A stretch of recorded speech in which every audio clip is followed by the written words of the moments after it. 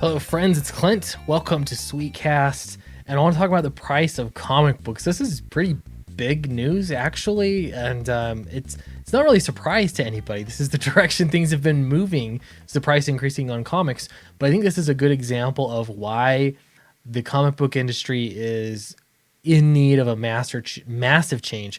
It's going to start going that direction, and I don't know. I could give you some of my predictions, but what this really means, some people are calling it a correction in the market. So we'll get into this. First off, though, guys, here's my website, Sweet Comics, sweetcomicshop.com. You can go there, check out the catalog. I actually have books up, so if you're interested in the prestige volumes, these are the ones you get on crowdfunding campaigns. There's not very many of these left. Number 3 is coming up, but I also have this sketch cover. You can get me to do a sketch for this blank cover for you. I've already had some takers, so it's been actually really fun doing some drawing. Or you can get Downcast #1 signed for $5. It's cheap. But if you want to get it even cheaper, you can actually go to alternateaccess.com. It won't be signed, but you can get that and many other great comic books there. Also, Fatal's on Indiegogo. That's a big advertisement. I apologize to everybody. Okay, into the pricing here, though. The comic book industry is undergoing some change, and it has been very slowly for the past several years. But it's interesting to see because the models that work are going to be around. This is how everything works, right? That's not a surprise, but I think it's worth repeating. The models that work are going to continue to exist. Models that don't work, that aren't sustainable, are going to phase out and go away. So in a nutshell, DC Comics is starting to raise the price of some of their books to $6.99. $5.99, so $6 essentially for a single comic book. Now you're getting a thicker cover. You're getting, 40 page count. Can you believe that? Not even 48 pages. But what you're seeing here is a move to a larger format, more pages, and at a higher price. Now, this isn't really a shock to, I think, a lot of people that are watching my YouTube channel, especially in that the model ought to be flipped on its head for this to work. While people are interested in floppies for collectible reasons and also reading reasons, it's not actually a huge driving force and something that can actually support a series. If you actually want to tell a story that is beyond the #1 issue, it's got to be very difficult to financially justify that when you're going from month to month based off of single issue sales that are not very reliable and in fact very suspicious. My son likes to say sus all the time. They're looking sus, but it's not really something that you could base a sustainable story off of. So how do readers get this? Then it becomes worse because you start following a story, you're following a series, and then all of a sudden that series gets canceled. So you're not even able to finish the story arc. So would it be easier to have a complete or near complete story arc in one book that you're selling?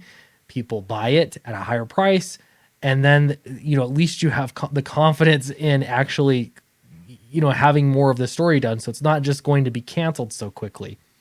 So this is what I think is the way to go, and that is how book publishers have been doing things for a number of years. I'm not just talking about comic books, all books. Often they will publish a hardcover version of a book first. If they think it's going to sell well, they can have the price be a little bit higher. It's sort of that premium format because it's hardcover. And then they can turn around and print much less expensive versions of the same book, same story. It's just print costs, and they can make trade paperbacks, and sell those for more affordable price. You could even go down and sell floppies.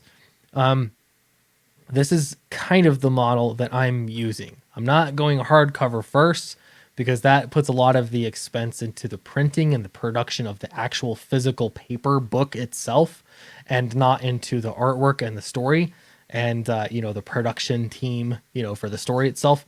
But I think with the Prestige edition, you're getting a bigger piece of the pie first off, and then later on you're moving on to the single issues. I don't think that this format is going to work for Marvel and DC. I'm going to say that again. I've been touting it so much that this, I think, is the future of comics, but I don't think Marvel and DC are going to be able to move away from single issue floppies to building their prestige version and then later down the road selling floppies. And that's because the market has been used to getting floppies first. Whatever comes out first is going to be what gets the sales from early adopters. I was thinking about this a little bit. I don't want to get too much into this, but the Red Rooster comic book, for example, everyone has noticed the comic books have been coming out through Walmart first, and then eventually people are going to get their book through the crowdfunding project. It occurred to me that possibly, quite possibly, part of the deal may have been that Walmart got the book first. It might not have had anything to do with the book getting finished or what time the whole book was done. It might have had everything to do with Walmart demanding to be the first one selling the book.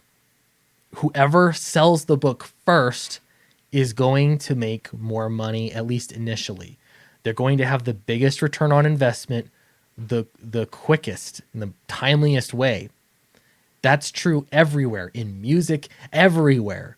Now, there's still long sales that happen over a period of time that you can pick up on. And so if you're releasing, single issue floppies later, like I am, I expect there to be some sales there. I expect you to get to readers that are probably not early adopters because they're going for those. And you're probably going to get some that are collectors that, they just want to be completionists. They want to get everything. So that's absolutely possible. But ultimately, it's whatever format comes out first that you're going to make the most money in. So if we translate everything I've just said now to DC Comics, if they're releasing a 40-page comic book and they're selling it for $6, is that going to be the correct price point and length for them to package a comic to give you the first sell, for them to cover their costs, pay their creative team, pay for printing? Not only that, but justify going forward and having a sustainable model issue after that? I don't think so. And I think part of the reason is going to be that people don't want to pay $6 for 40 pages, not in this format. I think a thicker cover is not enough. It's just not enough for people. 40 pages is really not that impressive. It's not really a graphic novel. So why is crowdfunding any different? It just is. And I don't know if they translated this to crowdfunding, if they moved over and they said, we're going to do a Batman story, we're going to crowdfund each of these issues. They're going to be 48 pages of Batman, and you're going to pay $25 or even $20. Are people going to move to that? And is it going to work for DC Comics? I don't think so. I don't think it's going to work in the way that they need it to work. I think it's going to work for small houses. I think it's going to work for, the cottage industry that comic books has become, but it's going to demonstrate why having a massive company that is employing, tons of people, and some books are basically parasitic to the rest of the line, is not a good model. They can't do it that way.